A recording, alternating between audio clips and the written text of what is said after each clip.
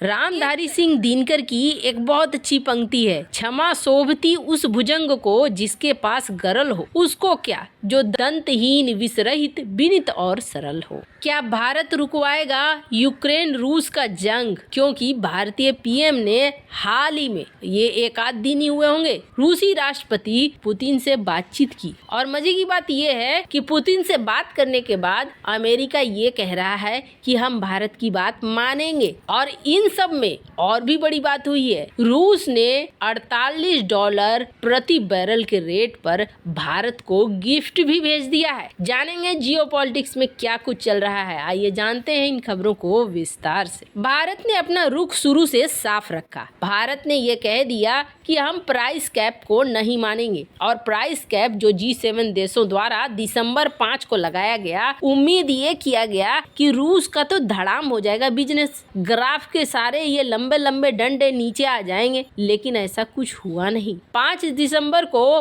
Price cap लगने के बावजूद बहुत बड़ी कमी देखने को नहीं मिली रूस के सप्लाई में। भारत के ये कहने के बाद कि हम प्राइस कैप को नहीं मानेंगे, रूस ने इसका स्वागत किया। रूस ने सामने आकर ये बात कही कि हम स्वागत करते हैं, भारत ने प्राइस कैप को नहीं माना। लेकिन इसका मतलब क्या है? क्या भारत प्राइस कैप से ऊपर ले रहा है तेल? तो आपको बता दें, भारत प्राइस कैप के ऊपर नहीं ले रहा है तेल। इस वक्त रूस भारत को जो तेल दे रहा है वो कथित तौर पर, एकदम से आधिकारिक आंकड़े नहीं आए हैं, लेकिन जो एक्सपर्ट हैं वो बता रहे हैं कि वो है $38 प्रति बैरल। और ये प्राइस है यूराल तेल का, जो इस वक्त भारत खरीद रहा है रूस से। करीब 80% भारत इसी तेल को खरीदता है और ये तेल भारत को 38 से लेकर $48 प्रति बैरल के हिसाब से रूस बेच रहा है। और इसमें भी मजे की बात ये सुनिए कि भारत ने चूंकि ये प्राइस कैप के नीचे खरीदा है, तो अमेरिकी कंपनियां,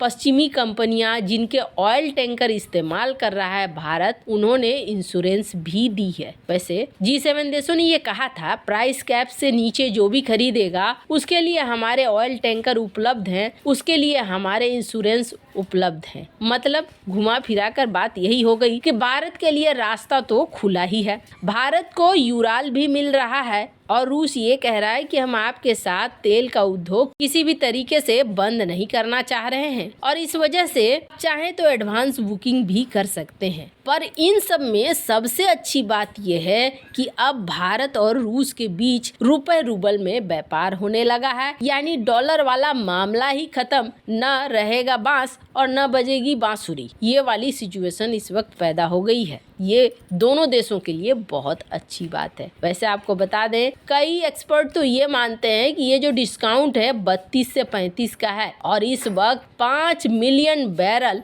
भारत की तरफ रवाना हो गए हैं, जो भारतीय refineries, Reliance India, Bharat petroleum, ये वगैरह वगैरह को मिल रहे हैं। पर इन सब के बीच में अब मेन मामला आता है कि चलो भारत और रूस का व्यापार तो चल रहा है और रूपी सेटलमेंट भी हो गया है, सब कुछ ठीक चल रहा है। रूस ने भी एक लिस्ट दे दिया है भारत को, जिसमें एयरक्राफ्ट, हेलीकॉप्टर के स्पेयर पार्ट्स रूस को खरीदने हैं। रूस मांग रहा है, चूंकि पश्चिमी सैंक्शन लगे हुए हैं, इसलिए रूस के लिए मुश्किल भरे हालात हो गए हैं। वैसे आप सोचिए, भारत जो रूस से हथियारों को खरीदता है, ये एक सिचुएशन पैदा हो गया है कि रूस अब भारत से स्पेयर पार्ट वगैरह खरीद रहा है, वो भी हथियारों का। हालांकि इसे कहते हैं समय बहुत बलवान होता है, समय क्या नहीं करवा देता है। रूस ने कभी सोचा भी नहीं होगा कि इस तरह की स्थिति पैदा होगी।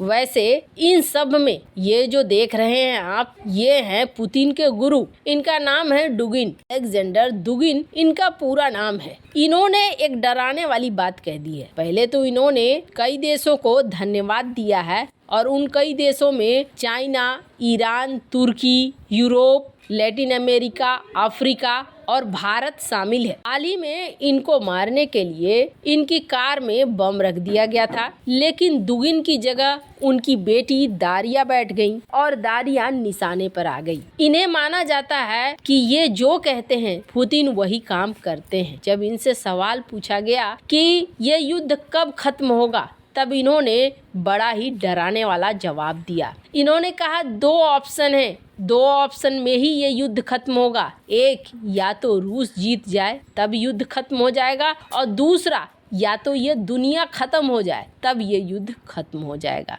पश्चिमी देशों पर इनका गुस्सा फूटा, लेकिन भारत, ईरान, तुर्की, चीन, इन सारे देशों को इन्होंने धन्यवाद दिया। पर ये डराने वाली बात इसलिए है क्योंकि अगर रूस नहीं जीतता है तो फिर हो सकता है परमाणु मिसाइलों का इस्तेमाल हो जाए और इससे दुनिया ही खत्म हो जाए। ये बात उन्होंने भी साफ कर दी। वैसे दुगिन खुद भी मानते हैं ये युद्ध रूस के लिए तुरंत जीतने वाला नहीं होगा, इसमें वक्त लगेगा और ये वक्त ही है तो तय करेगा कि कौन जीतेगा कौन हारेगा। पर इन सब के बीच में पीएम मोदी और राष्ट्रपति पुतिन के बीच में फोन कॉल पर बातचीत होती है। और वैसे आपको बता दें, भारत और रूस की मीटिंग होने वाली थी और पीएम मोदी रूस जाने वाले थे, जो हर साल बायलैटरल मीटिंग होती है उसके कारण। पर कहा जा रहा है कि इस बार की ये बायलैटरल मीटिंग नहीं होगी, पीएम मोदी रूस नहीं जाएंगे। पर हाँ, दोनों देशों के बीच फोन कॉल पर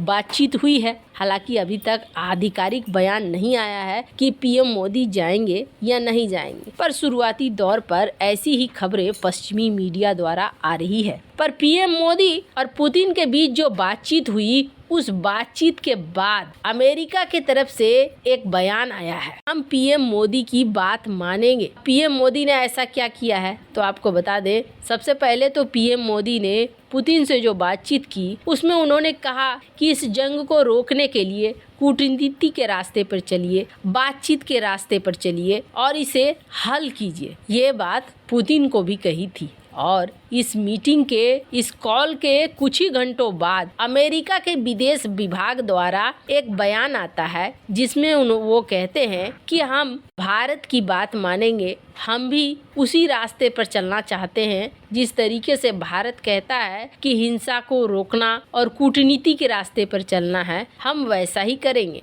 विदेश विभाग के प्रधान उप प्रवक्ता है वेदांत पटेल, उसने कहा कि हम पीएम मोदी की बातों को उन्होंने जैसा कहा वैसा ही मानेंगे, जब वे होंगे तो उन टिप्पणियों का स्वागत करेंगे और जो कोई भी देश शांति इसमें शामिल होने में रुचि रखता है, इस युद्ध को खत्म कराने में रुचि रखता है, हम उसके साथ खड़े हैं। हालांकि अमेरिका ये बातें कह रहा है कि हम शांति करवाना चाहते हैं और युद्ध को रुकवाना चाहते हैं, पीएम मोदी की बात भी मानना चाहते हैं, लेकिन क्या हथियारों की सप्लाई बंद होगी यूक्रेन को, या फिर यूक्रेन को तैयार किया जाएगा कि यूक्रेन और रूस आपस में बैठकर शांति के रास्ते पर चले। वैसे इन सब मामले में आपकी क्या राय है, कमेंट कर जरूर बताएं। जल्द मिलते हैं अगले वीडियो में नई खबर के साथ।